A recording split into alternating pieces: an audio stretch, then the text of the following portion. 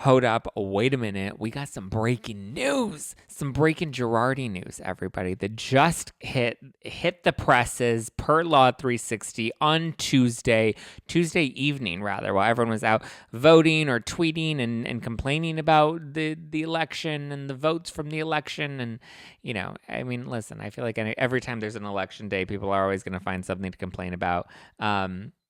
Maybe you voted, maybe you didn't. I voted from my apartment. So, and then I went and I took my ballot in. But anyway, if you're over the election news, there's other breaking news that is non-election related, and that is that Christopher Camone, remember that name? Chris Camone, the former CFO of Girardi Keese, has been arrested and charged with wire fraud out in Baltimore. Unclear why he was arrested in Baltimore, but I guess that's where he was currently at. The feds were like, we're going to do this. The FBI was like, we got this. We're investigating it. We're making an arrest, okay? He's the CFO, which is the Chief Financial Officer, a.k.a. the bookkeeper for Girardi Keese. And it's about clink, clink, bitch. He got arrested. So the arrest was in relationship to something that went down back in September of 2020, which is just before Erika filed for divorce in November. It was also just before Tom went under conservatorship, and it was just before shit hit the fan come November, December, when Jay Edelson blew this whole scandal up. So, timing is not looking all that great, but apparently, the feds have been looking into him and they found something that they can stick on him. And so they have arrested him and they have charged him with wire fraud. He's currently incarcerated, or I don't know if incarcerated would be the right word, but he's currently at a detention facility out in Baltimore. So it's unclear if this is directly related to Girardi Keese or possibly another case or another client. A lot of the details are concealed and have not been made public. We just know that he has been arrested, and it is in relation to something that went down in September 2020. It's most likely related to something Girardi Keese, right? I would put money on the fact that it's probably something that they've been looking into and they finally tied something to him. Something went down. Not all the info is public yet. We do know that last year, the bankruptcy trustee wanted Camone to testify and to help, give them information on Girardi Keese. He was pleading the fifth. He's like, no way, Jose. Not going to bother with that. Not talking to you guys because I don't want to self-incriminate. So if he wasn't talking before, I'm pretty sure the handcuffs are going to make him start talking now. He has a hearing this upcoming Thursday. We'll see where things go next. Lots of people are also asking about Tom and Erika and whether or not they'll be arrested next and how this impacts them. It doesn't impact either of them very much, really. Tom can't be arrested. He can't be charged with anything because he's currently under conservatorship. So he's technically not of sound mind. So you can't really lock somebody up if they're not in their right mind. Obviously, if they commit a crime and they're, charges are pursued, a lot of times you can be guilty by reason of insanity, and then you're like locked up in a facility or something. In this case, Tom has Alzheimer's and dementia. And, according to the courts, he's definitely not of sound mind. And so this could very likely be an attempt of his to avoid any jail time or to avoid any accountability, or he really could be in that bad of shape, whatever the case may be.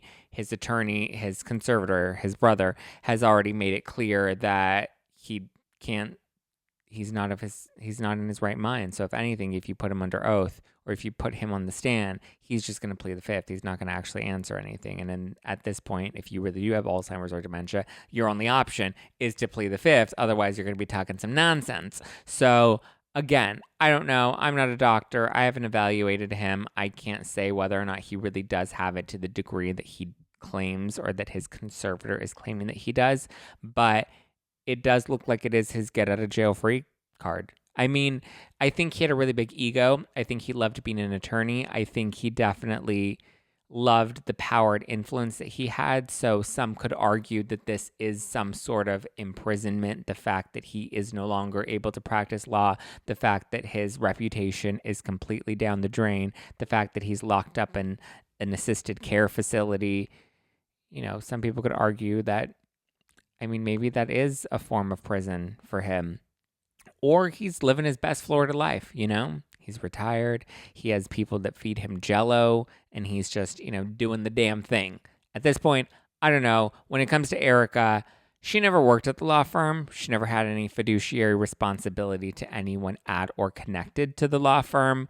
The law firm and its partners are the ones that are on the hook for that, and its contractors. Obviously, Chris Camone, I believe he was a contractor. He ran the books for Girardi Keese. Erika had no culpability. She's not been charged with anything. It's very unlikely that she will be charged with anything. The most that they have on her, or the most damning thing that they have on her, is the accusation of her being the front woman of the racketeering scheme that is alleged by Jay Edelson. He has his lawsuit out. It's a very hefty lawsuit. He's coming after all of them, and he's dragged Erika into it as well.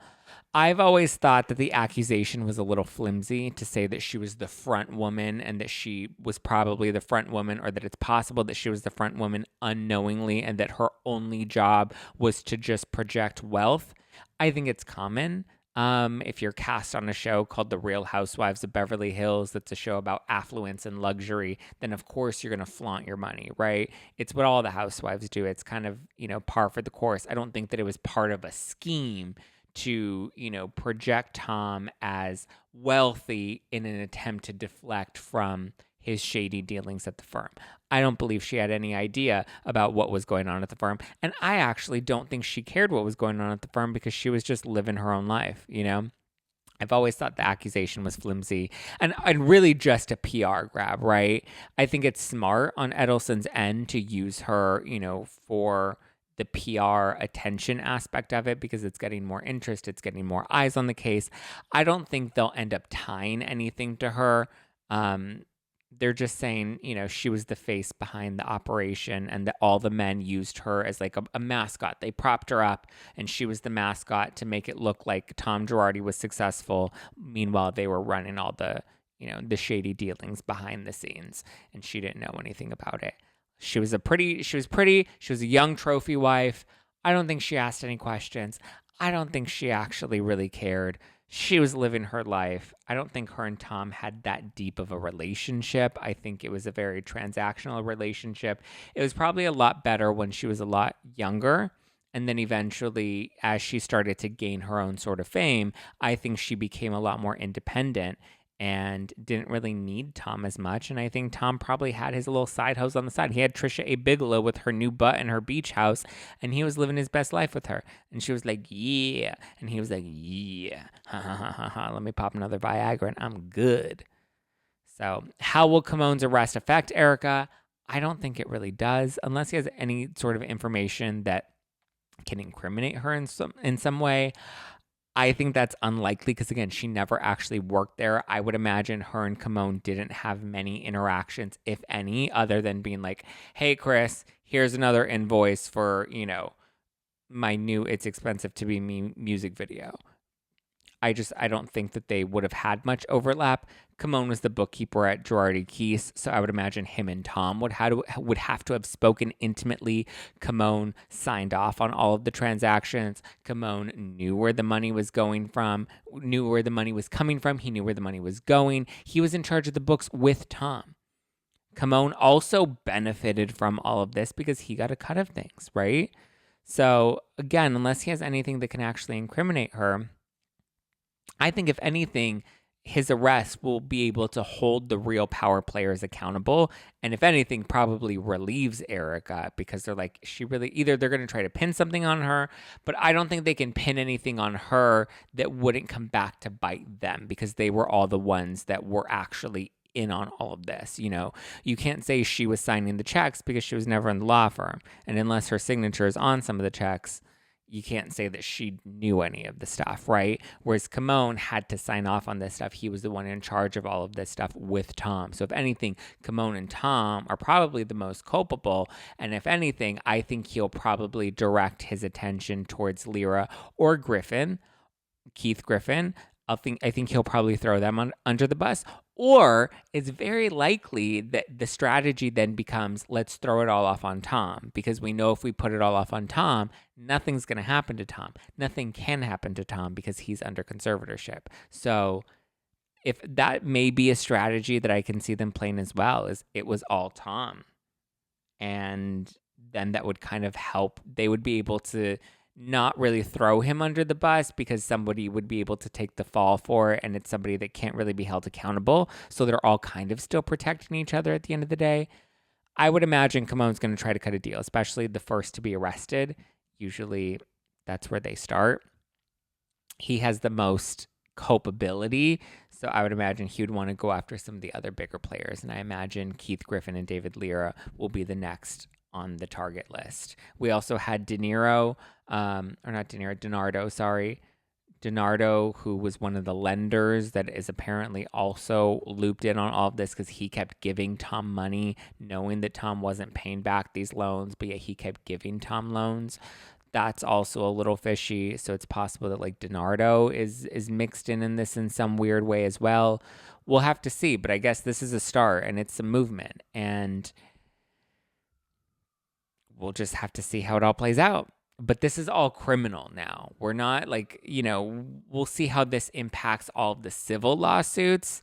If anything, it might make some of those cases stronger, but I don't know if it actually benefits them in the end. Because if they're all locked away in prison, then is it even worth Jay Edelson going after any of them? Like, where is the money going to come from? How are they going to get the money? Like, if anything, if they all get locked up, I don't see how this benefits any of the civil cases all that much. But I'm not a legal professional. I'm a layman that's just reading all of the documents and trying to put the pieces together myself. So we'll have to see. But at least for today, Camone is locked up, they won't let me out, locked up, they won't let me out.